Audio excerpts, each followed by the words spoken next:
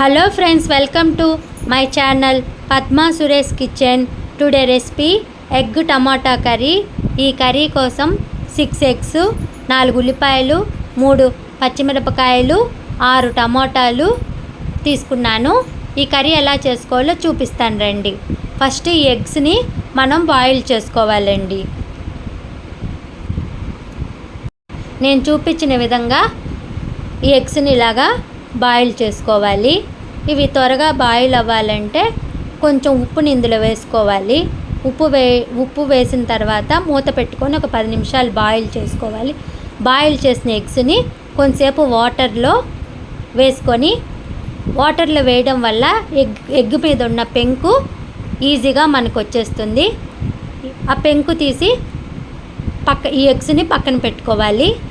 Next గిన్నెలో 4 స్పూన్లు oil వేసుకొని, ఆయిల్ వేడెక్కిన తర్వాత ముందుగా కట్ చేసి పెట్టుకున్న 4 ఉల్లిపాయ ముక్కలను, 3 పచ్చిమిరపకాయ ముక్కలను వేసుకొని గోల్డెన్ కలర్లో వచ్చే వరకు ఫ్రై చేసుకోవాలి.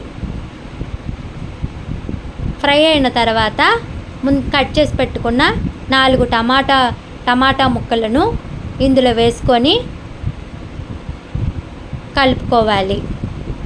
కలిపిన తర్వాత 1.5 స్పూన్ పసుపు, 3 స్పూన్ల సాల్టు వేసుకోవాలి. స్పూన్ అంటే నేను టీ స్పూన్ యూజ్ చేస్తున్నానండి. దాని ప్రకారం సాల్ట్ వేసుకోవాలి. సాల్ట్ వేసిన తర్వాత ఇవి బాగా కలుపుకోవాలి. నెక్స్ట్ మసాలాను సిద్ధం చేసుకున్నారండి. ఈ మసాలా కోసం చిన్న ఎండు కొబ్బరి, చిన్న అల్లం ముక్క, 1 స్పూన్ ధనియాలు, 1 స్పూన్ జీలకర్ర, 4 లవంగాలు, 2 యాలక్కాయలు, చిన్న చెక్క తీసుకొని గ్రైండ్ చేసి పెట్టుకోవాలి. నెక్స్ట్ 4 స్పూన్ల కారము